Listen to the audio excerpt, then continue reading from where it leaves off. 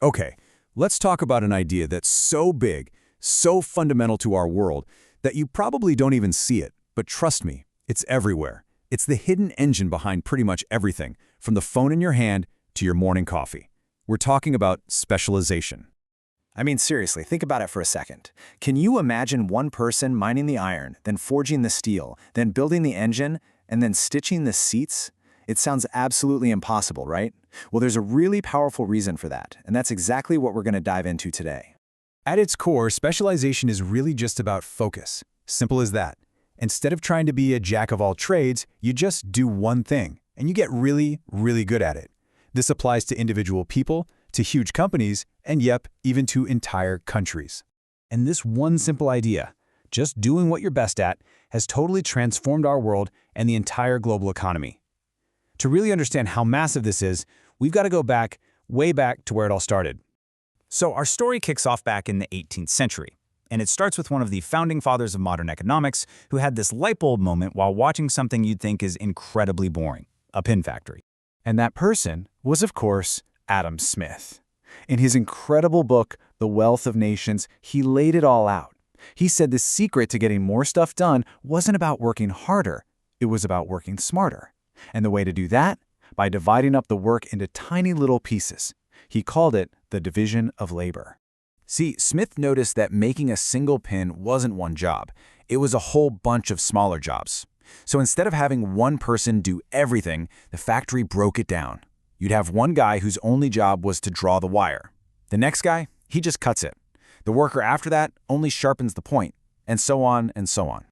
So what was the result of all this? It was insane. Smith figured that one worker, all on his own, would be lucky to make even one single pin in a day.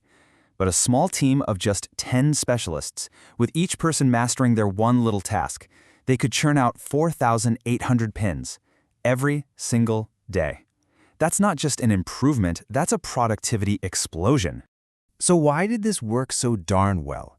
Smith pointed to 3 big reasons. First, dexterity. You do one simple thing over and over, you're going to get incredibly fast and good at it. Second, efficiency. You're not wasting time switching tools or walking from one station to another. And finally, innovation. When your whole job is just to put the head on a pin, you're probably the person who's going to figure out a better, faster way to do it. Now this all sounds pretty amazing, and for the most part, it is. But you know how it goes. With most powerful ideas, there's a but. There's a trade-off. Is being this hyper-focused always a win for everyone involved? This chart here really breaks it down. So for a worker, yeah, you can get highly skilled and earn more money, but man, it can get boring. Plus, what happens if a robot learns how to do your one specific job? For a company, you get way more output, but you become super dependent on that one person who knows how to do that one thing. And for the whole economy, it's the engine of growth, but it also means an entire industry could get wiped out, leaving a lot of people unemployed. So you see, the big takeaway here is that specialization is kind of a double-edged sword.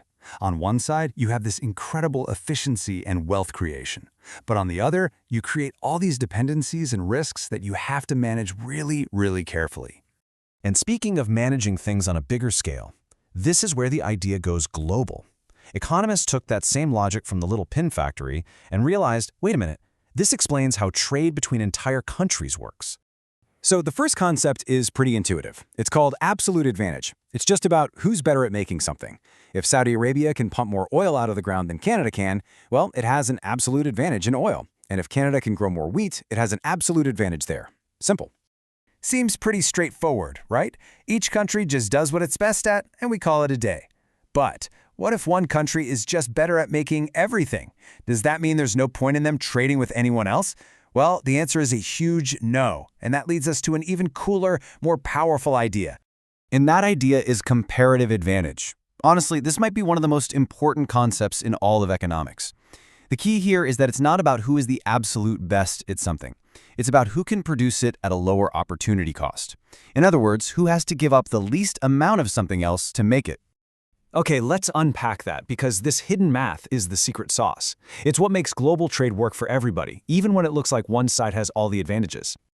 All right, look at this table. To make 1 barrel of oil, Saudi Arabia only has to give up making 0.2 tons of wheat, but Canada has to give up 0.8 tons. So the cost of oil is lower for Saudi Arabia. They have the comparative advantage. But now let's flip it. To grow 1 ton of wheat, Canada only gives up 1.25 barrels of oil. Saudi Arabia has to give up 5 barrels. So Canada has the comparative advantage in wheat. And right there, that's the magic of trade. It makes sense for Saudi Arabia to go all in on oil, and for Canada to go all in on wheat, and then they just trade with each other. When they do that, they both end up with more oil and more wheat than they ever could have if they tried to do it all themselves. It's not a zero-sum game. Both sides can and do win. And that is the mind-blowing conclusion. Through specialization in trade, countries can literally consume more than they can produce. They break past their own physical limits. It's like a cheat code for the global economy. Okay, so let's bring it all back to today, because this isn't just some dusty old theory from the 1700s. It is the literal blueprint for our modern, hyper-connected, and hyper-specialized world. You see it everywhere. Bangladesh has a comparative advantage in making clothes because of its labor costs. The US has one in software because of its skilled tech force. Brazil? Well, it's got the perfect climate for coffee. And South Korea has built up this incredible infrastructure for making electronics. Think about it. The next time you pick up your phone, or put on a t-shirt, or pour a cup of coffee, you are holding a tiny miracle of global specialization. The parts, the materials, the labor, it all comes from dozens of different countries, with each one contributing the little piece that it does best. It really is Adam Smith's pin factory, just on a planetary scale. And that leaves us with one last, really big question to think about. This idea has worked for over 200 years. But what happens now? In a world where AI and automation are getting better and better at doing specialized tasks, what's left for us humans to specialize in? What's our next comparative advantage? It's definitely something we're thinking about.